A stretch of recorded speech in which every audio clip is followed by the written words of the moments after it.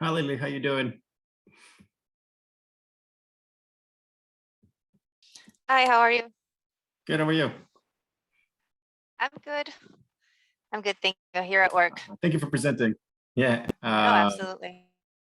We'll just skip everyone till 1:05, and then you can share your slides. Perfect.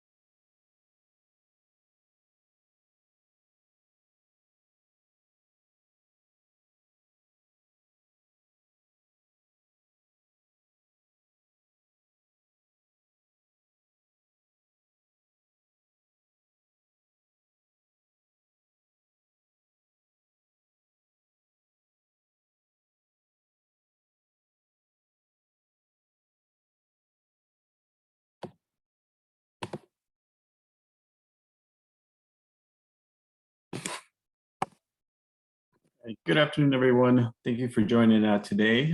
Today we have the pleasure of having Lily Morales Perez. She's joining us all the way from Puerto Rico today. So I really thank you, Lily, for presenting to the group, and you can start sharing your slides whenever you're ready.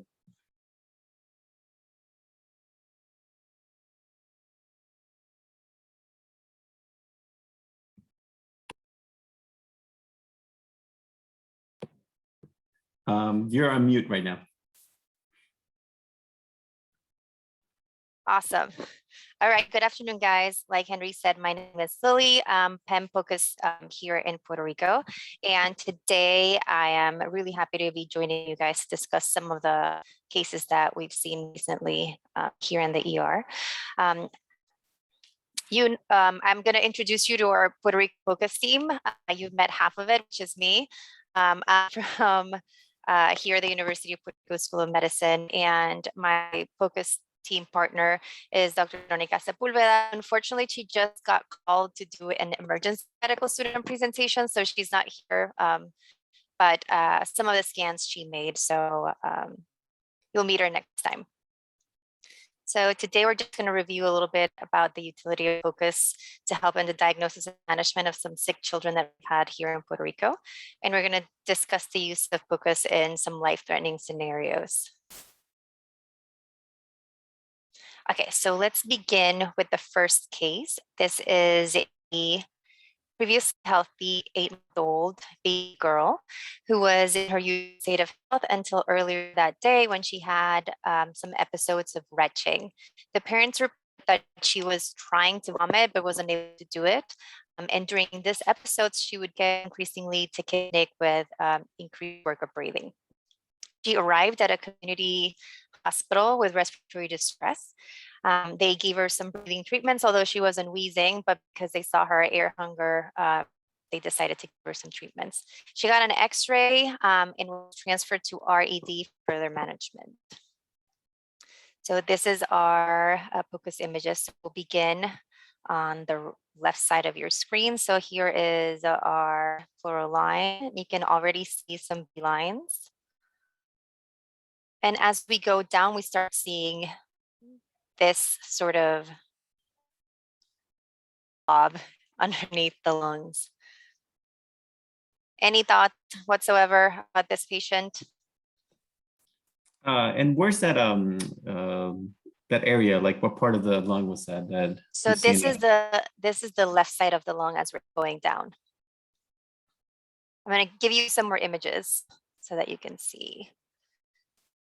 So Dr. Sepulveda did this one, so she goes up and down. She likes doing that, but we're going down and up on the left anterior chest. So here you can see a little bit more clearly. We can see that this is the area where the pleural line should be, our ribs, and we see this structure. We're still on the chest. Dr. Shen says liver. It looks like liver, I agree. But this is the left side, so messy, agree. Okay, so these are our last images as we go down. I mean, Lily, you usually think pneumonia, you know, but it doesn't have the typical hepatization appearance. I don't really distinguish static air bronchograms. So I don't know. I'm a little confused. It doesn't look like bowel either, like a diaphragmatic hernia. So it looks gross though. Whatever. Yeah, Julie's necrotizing infection. Yeah, let's go with that. That's a good thought. So this is a chest x-ray that they did at the other hospital.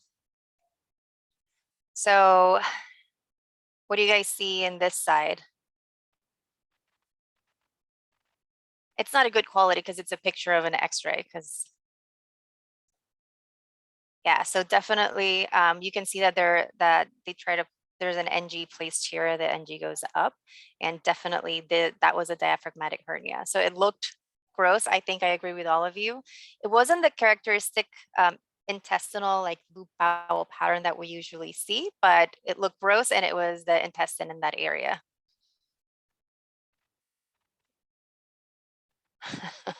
So they placed an NG tube before transferred at our request.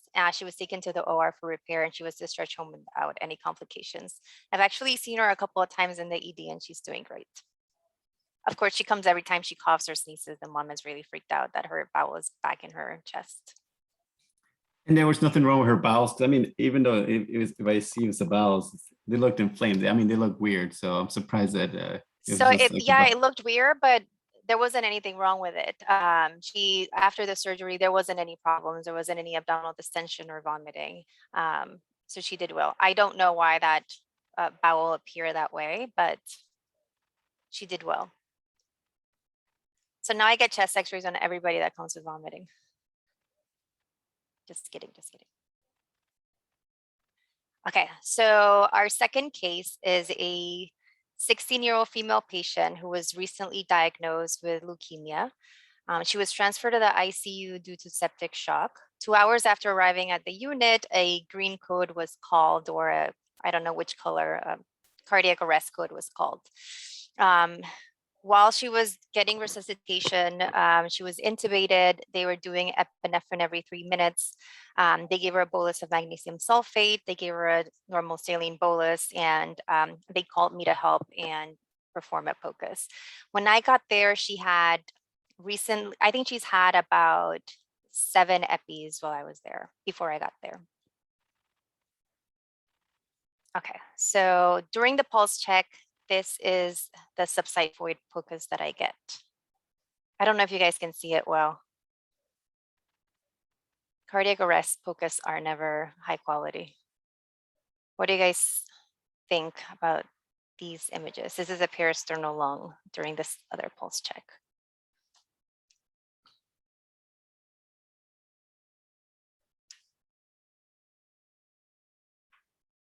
So some VTAC.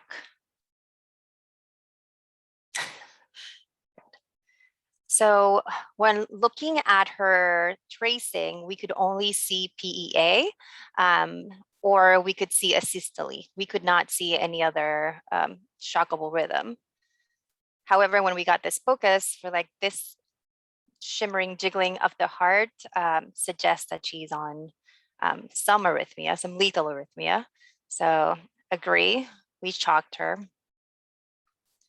So after the next cycle of CPR, we had a repeat POCUS during pulse check. What do you guys think about this one? It's small, right? It's a short clip.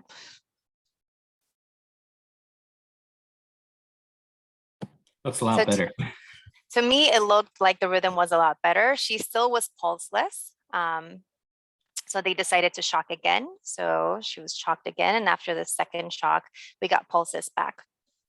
So she had 10 minutes of post-cardiac care, so fluids, epi-drip and all that stuff. And then I went back and looked at her heart, and these are her images 10 minutes after we got pulses back. So this is our short axis view and our parasternal lung view. I think you guys all should agree that that rhythm looks a lot better. Yeah. This is her 4-chamber view. Mind you, her function is not perfect, but she's been on a code for 40 minutes now. So it looks like an organized rhythm. Well, unfortunately, the eventual diagnosis was sofran-induced torsades, and she went into VFib. However, she went into what we know as fine VFib that can be confused with PEA, and sometimes it can be confused with asystole. So we could not see it on the tracing, but we could see that rhythm disturbance on the POCUS. Her care was withdrawn after 2 days due to poor neurological outcomes secondary to the prolonged code. And in keeping with looking at the heart when there is a suspected arrhythmia, we have this 6-year-old female patient that had pan-hypo. It was admitted to the ICU due to multi-organ failure secondary to COVID. 2 days after being in the ICU, she started to have this bradycardic episodes where she would be in the 50s and 70s persistently while on multiple inotropes. She had active pulmonary COVID, not MISC. So we went in and did a POCUS. This is what we saw. So what do you guys think about this heartbeat?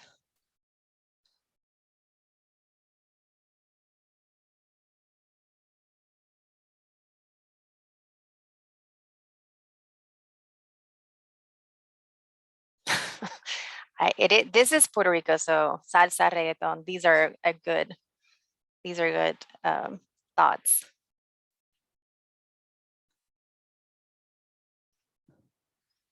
So what we noticed was that her heartbeat was in 2. So she would beat twice and then rest, and then beat twice and then rest.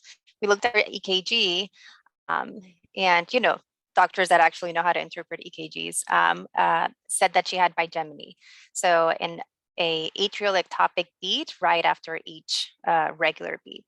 And the reason that she had the bigeminy was secondary to inotropic support. So they made some adjustments and the patient's rhythm went back to normal. So the reason that I presented this case, although the bigeminy really isn't something that is of clinical significance in the ER, is that looking at the heart to identify arrhythmias is something that we are usually not very accustomed to do it, but in other places of the world, in this article, it's from Spain, they are increasingly using POCUS to look at heart rhythm disturbances. So it's really interesting. In Spain, they think that looking at asynchrony between the ventricles and the atria, intra or interventricular, is a POCUS application. I definitely disagree. I think this is very complicated, but it is really interesting to think about the different uses that the different applications that we can use looking at the heart for patients that have abnormal rhythm. So I don't think I've ever had a patient code where I've looked with an ultrasound and I've seen a rhythm like the VFib that I just presented to you guys. I don't know if any of you have experience identifying arrhythmias while using POCUS. That was going to be my question, Lily, because I wondered, like, if they would have done it right when he coded, what if he had a different outcome? Because it was different when you came in 45 minutes later. So I was actually going to ask the group that if they've seen that, because I feel like we use the POCUS later on to confirm that there's no heartbeat, but now I feel like I should be doing it as soon as they code to make sure that I'm not seeing anything like that. So I've heard some conferences from the adult ER side, which are sort of gathering cases of what is called that fine BFib, because they were thinking that some of the patients that have fine BFib, their outcomes are different than patients that have asystole. So when you can identify VFib and shock them on time, the return of circulation increases significantly compared to patients that have asystole. So yeah, I think we're not used to trying to look at the heart initially during a resuscitation, or focus on other things like airway and circulation and having access and all that stuff. But definitely there is a role at looking at the heart if we're thinking a patient, maybe not a previously healthy pediatric patient, when we think the majority of the cardiac arrest is secondary to respiratory, but in hospital arrest patients that have an increased risk of arrhythmias. Yeah, absolutely. So there's a recent trial, Carolina Vega was letting us know that there is a recent trial that is ongoing where they're looking exactly at this. So using POCUS during resuscitation. There's a lot of controversy about POCUS during resuscitation and during pulse check. There's contradictory literature about if it's useful or not useful, and if it actually changes outcomes or just gives us a little bit more information about pathology. But with this experience, I would definitely encourage everybody to use it early on instead of just to confirm that there's no organized cardiac activity. Yeah, I think that these are great cases to talk about, Lily. Sorry about the echo.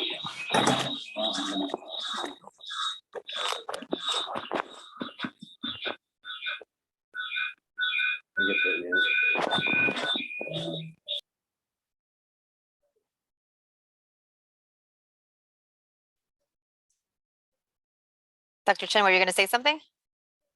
Hello? Okay. All right. Anybody else have any other experience with POCUS during cardiac arrest that you guys want to share? I hadn't seen it before, so that's why I was so excited in a bad way, but used it as a learning opportunity. Okay. Yeah, we had, well, I don't know, someone else, you can go, I guess, first. Oh, sorry. We've been using it and talking about it a bit here at Yale. And I know for sure on the adult side, I've talked to those folks about differentiating VFib from asystole, or fine VFib from asystole. And that is something that I haven't come across personally, but I know that they have talked about using it for that. And then we've also used it for pulse checks, like at the, starting from the beginning, both from the peristernal views as well as the femoral views during, and I don't know if Antonio, if this is what you were gonna say, but this is actually Antonio's case that he was able to use it at the femoral view to assess for quality of compressions during the compressions, and then he had the probe there during pulse check, so he could immediately see. Sorry, if there was a POCUS pulse, and found that really useful. Absolutely. So I think, like all of you are saying, it's not very common for us to have cardiac arrest secondary to cardiac causes. So this is definitely a collaboration that we should do with our ICUs and CVICUs.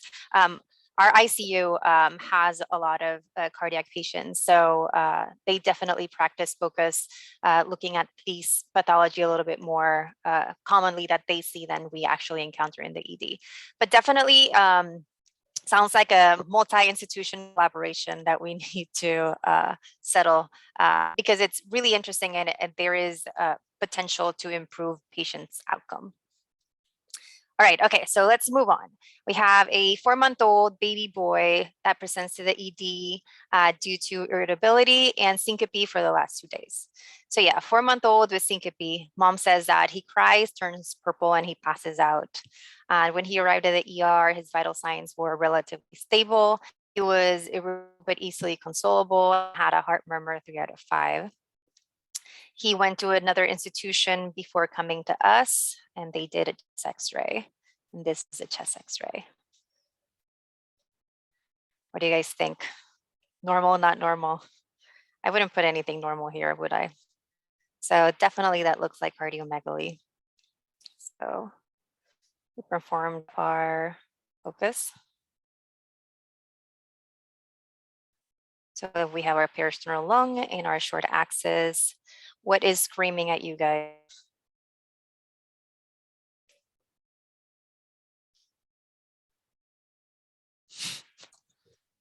Ventricular walls.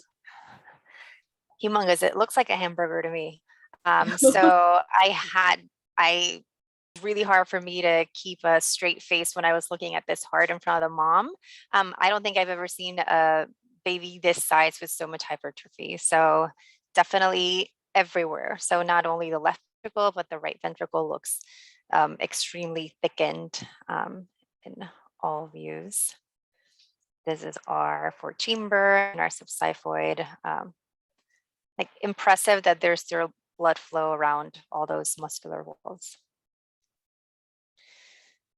And our IVC. So the patient was admitted to the ICU where he was evaluated by cardiology who he had concentric biventricular hypertrophy, eventually transferred to the US where he was diagnosed with Pompe's disease. He's recently back with us to Puerto Rico where he's doing his enzymatic treatment. So although it has some improved hypertrophic cardiomyopathy, and I don't have a follow-up POCUS for you guys, but next time he comes to the ED, hopefully just to say hi, I'll get another echo to see, another POCUS to see better. I think cardiology said that there's a mild improvement of the hypertrophy. I don't know how much mild improvement means, but yeah, Mr. Pompey's disease. Okay.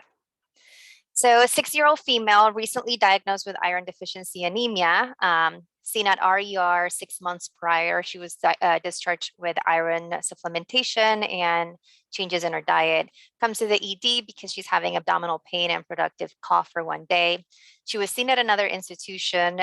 This time they didn't get an x-ray, but they got a hemoglobin that was 6.9. So she was transferred here for treatment of symptomatic anemia. So she was admitted to the ward. However, hematology evaluated the patient in the ward and said that she had a palpable hard mass in the epigastric area, approximately 4 centimeters. It was non-tender. So whoops, the ER missed that. I don't know how many of us do a thorough abdominal exam on our anemic patients, but we definitely missed that. So we go upstairs to scan the patient, and we start with a superficial linear probe. So this is right over that mass in the epigastric area. So this is what we can palpate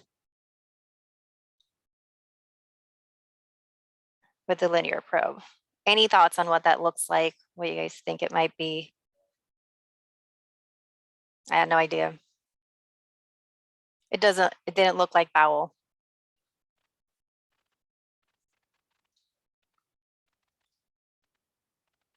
So since nothing looked familiar to me, I changed to the curvilinear, to the cardiac one.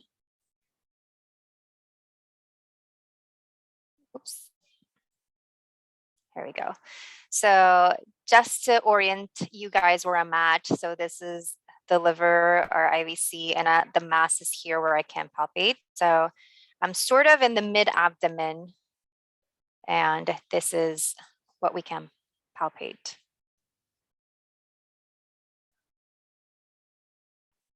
Any thoughts?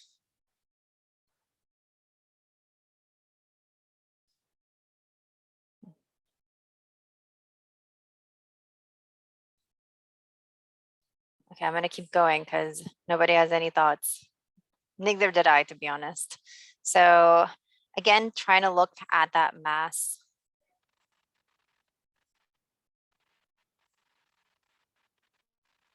So I'm sort of mid-abdomen. I'm not really sure where this is. And then I went to the left upper quadrant. So you can see in this clip, this is the mass. And then you can see the spleen and the liver.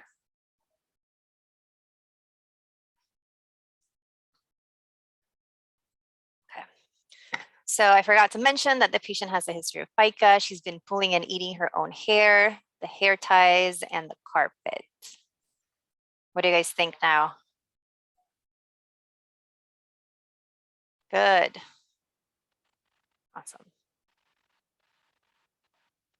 So, yep, we got an abdominal CT, and she had a large gastroduodenal trichobezoar with strand-like structures, which may represent additional ingestion foreign bodies, such as dull hair or parasites. So she got busy with all stuff around her house. So I'm gonna warn you guys about the next images. If you want to turn away and not see them, I'm gonna show the OR images of the bezoar. I wish somebody had warned me before. So this is the mass that they took out of her stomach. It was full of all those things that the mom would tell us she was eating. So hair strands, carpet, hair, all those things.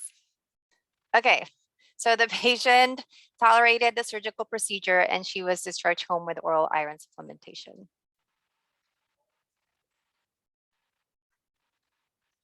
Okay, so now we have a 19-year-old male patient has a history of diabetes type 1, presents with 4 weeks of shortness of breath, fatigue, and chest pain. He was seen at multiple EDs and was discharged home with outpatient management. No final diagnosis was made. His vital signs on arrival to our ER, he was febrile to 38.2, was tachy to 129. Breathing 19, blood pressure stable at 121/70. He had clear breath sounds. At his heart, he had murmur. And this is what I'm getting from cardiology note. Systolic murmur 3 out of 6 and a diastolic murmur 2 out of 4, best heard at the apex. For us, it was a 3 out of 6 heart murmur. No fluid wave, no hepatomegaly, no pitting edema. So this is a chest x-ray the patient had done at another institution at some point. So we decided to scan him.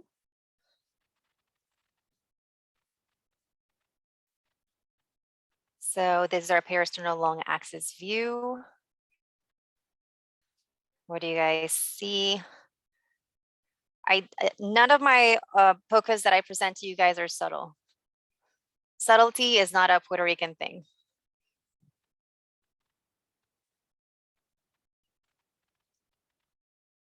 So we have a big mass. So we have big mass going in and out of the ventricle. Seems like it sort of originates in the atrium. You guys are thinking a mass versus a vegetation, right? It was also our concern because the patient was febrile. This is our short axis view. This is our 4-chamber view.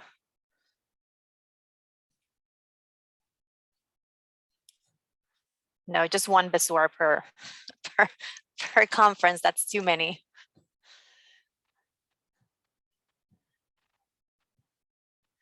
Okay, so definitely we saw that mass. So we talked to cardiology.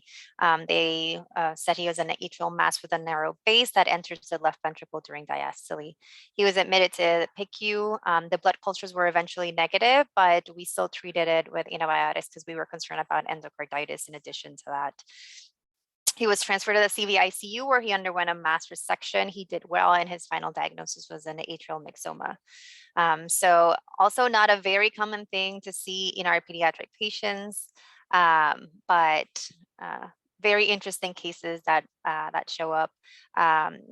One of the things that we learned is that atrial myxomas can actually present with fever. So those febrile episodes that the patient had were not that concerning for endocarditis. However, since he was diabetic, he had an increased risk of infection, had previous cellulitis and abscesses with MRSA in the past, so he had a higher risk, so he was treated regardless, although his cultures were negative.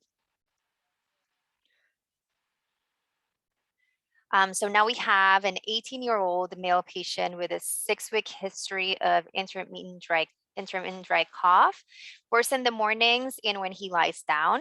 He had his chest x-ray done 3 weeks ago, 3 weeks prior to his evaluation, but revealed he had something that looked like a mass and was informed that he would need a CT of his chest.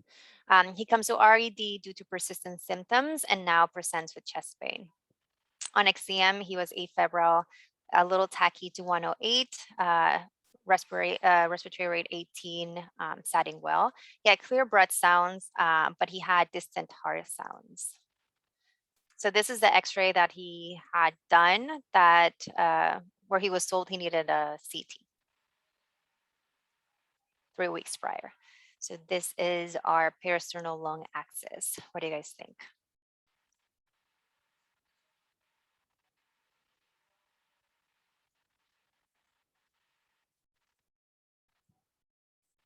So peristernal lung, we can definitely see some fluid. Else that you guys can tell from this image?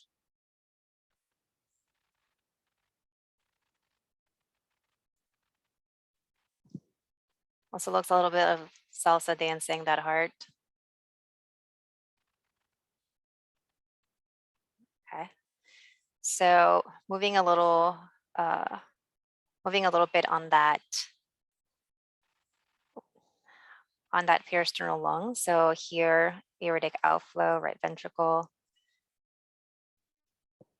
Anything that you guys see? Again, I'm not good with subtle findings. Got a not thymus mass that we can see right here.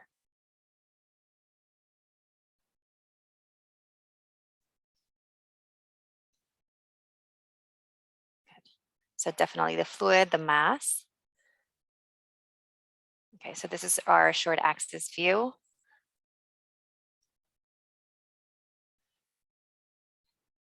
We again see the fluid. What do you guys think about the contractility of the heart?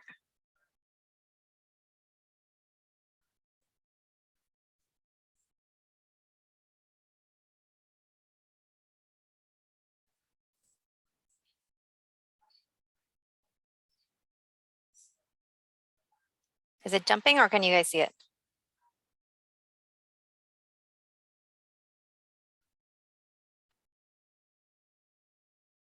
Oh, sorry. Okay, and this is our 4-chamber view. Any thoughts on that?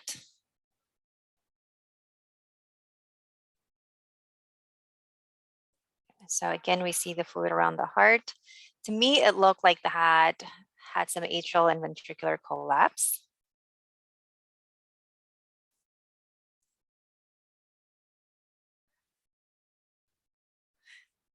So we have this patient with shortness of breath, mediastinal mass, pericardial effusion, and some atrial and ventricular collapse, at least in some of the views.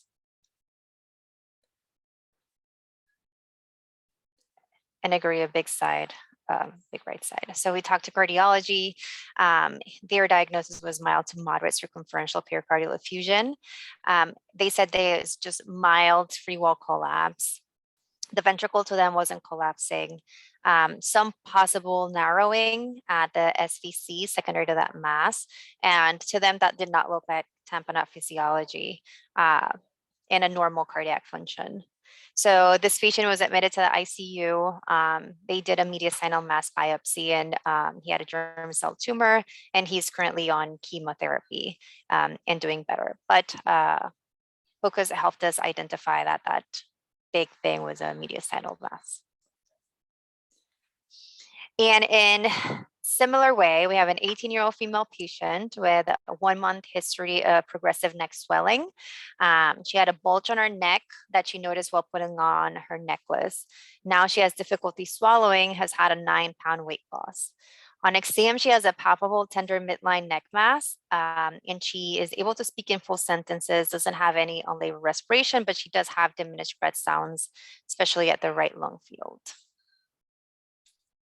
So this is her chest X-ray, also not normal. And this is her parasternal lung axis view. What do you guys think of this? So our right atrium or ventricle or aortic outflow in our right ventricle. Anything that shouldn't be here that looks strange?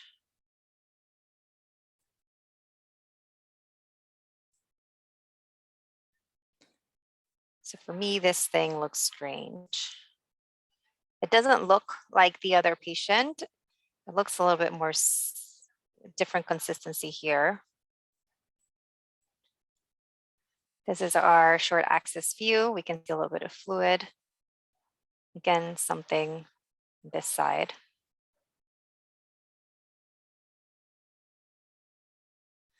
So we focus it a little bit more on that thing that's next to the heart. We are at the aortic level in the short axis view.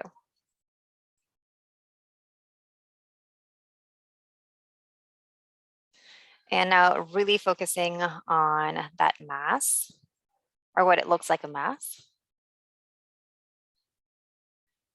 This is a sideways mid between parasternal long and parasternal short.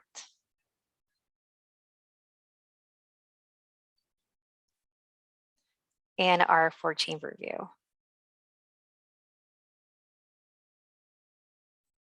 So although there's a little bit of fluid, definitely less collapse than the other patient. So I thought this looked a little interesting, but any thoughts about this POCUS?